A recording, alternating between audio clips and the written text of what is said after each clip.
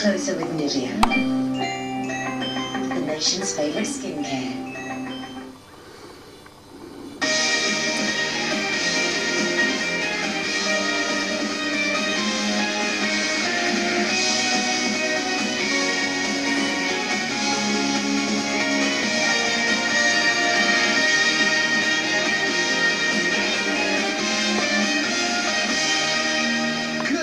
Slightly shorter show today because of the live budget.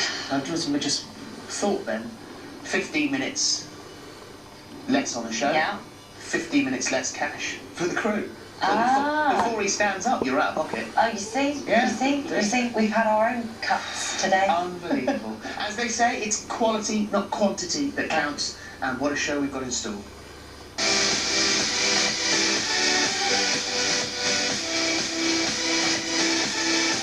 Let the people see the actual invade. Also on the show, after news that 500,000 faulty appliances are being recalled by the manufacturer after incidents of some bursting into flames, Alice Beer is here with her guide to knowing your rights and protecting your home. From protecting your home to taking over your home. Today we meet the woman whose family are forced to sleep in one room, all of them. Yes, she believes that women should take the blame, as they need to make their husbands feel loved, to stop them from straying. We're above inflation, so good news for Beer? Well, I'm always let's be careful about good news and bad news, because good news on budget day is always taken to be the government giving out money. But actually, if it's going to give out money, it's got to receive money from taxpayers in the first place. So good news is a slightly dubious term. But budget day is a nightmare for the journalists who sit up in the press gallery, of whom I'm one, because the reason we became journalists, we were bad at maths. And we then had to understand all this math, and the MPs are pretty much the same. Very few of them are natural accountants. And so there is this welter. That's not worrying. There is this welter of statistics, which only people like Brooke understand.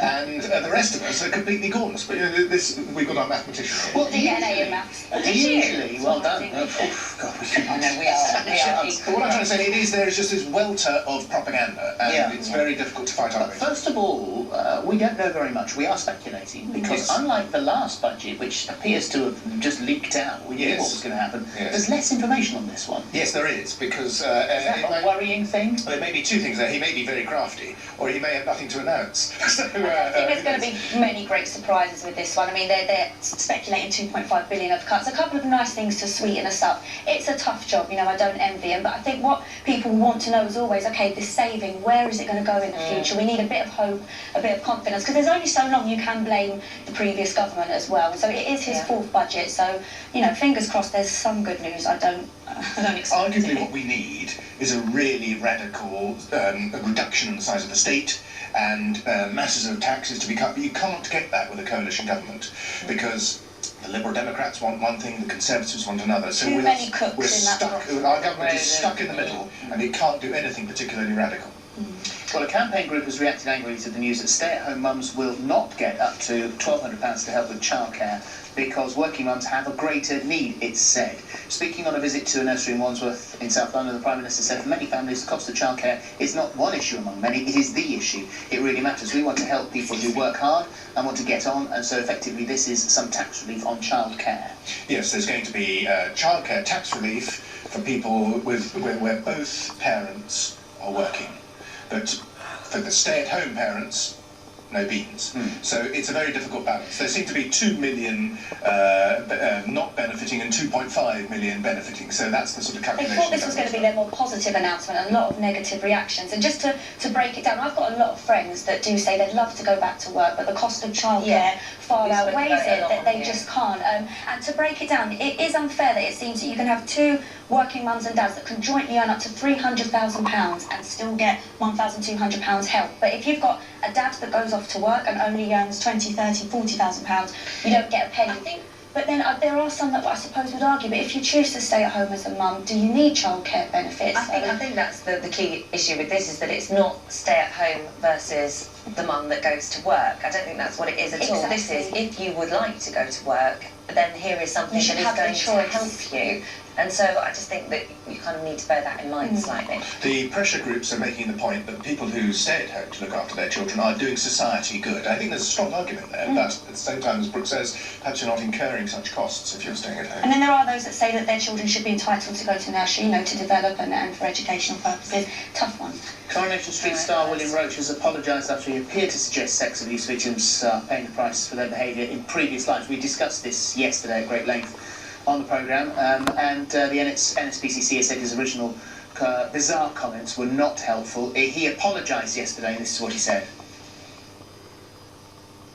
I apologise for any offence that's been caused by any comments that I've made, but I would never say that victims of sexual offences are responsible for the abuse that they've suffered, and I apologise most profusely if I've been misunderstood in this way.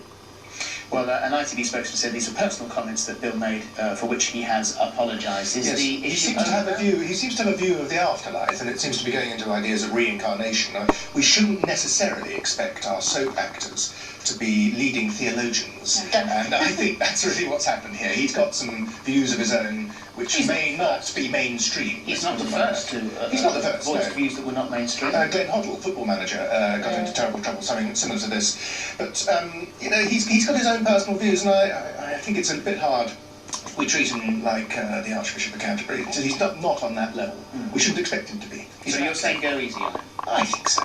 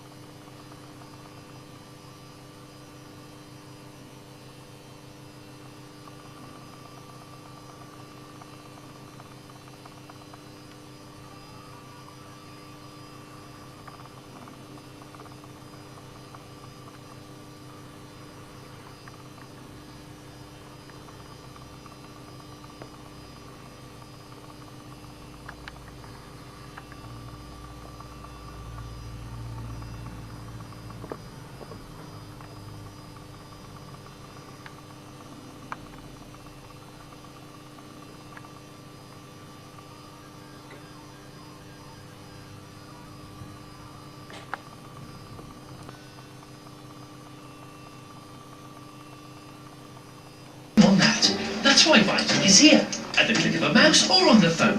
Order before 6. When it's time to sell your car, why go anywhere else? I think it's time I knew exactly what's going on.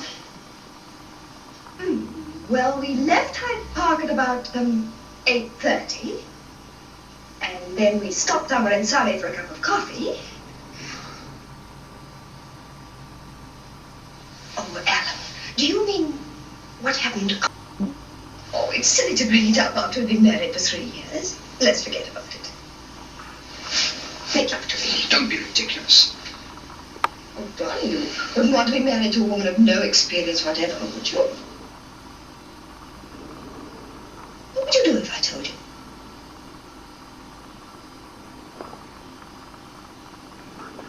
You see? Don't even know. Well, you make up your mind what you do, and then I'll tell you.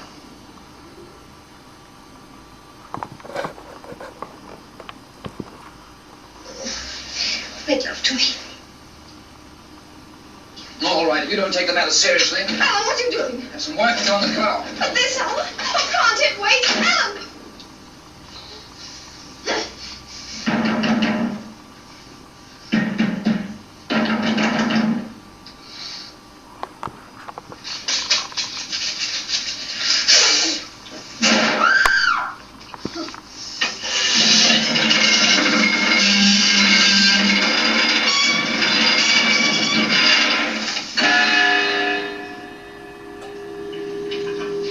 What do you mean? What would you do if I told you? You see, you don't even know. Yeah. I had a hunch I'd find you here. Well, what do you want? Where's Rosalind? She's asleep. Well, what's so blasted funny about it? You are. Never mind, Ambrose, you still have Susie. Wendy turned in? Yes. Why? I just wondered. She seems a bit fed up with you, old boy. If I may say so. Well, don't worry about it. Oh, but I do. I mean, I was the one who brought you two together. I should hate to see anything going wrong. With your marriage, I mean. Just what do you mean by that? Well, sometimes, old boy, I have the feeling that you don't really appreciate Wendy. Oh, you do? Yes, I'm sure of it.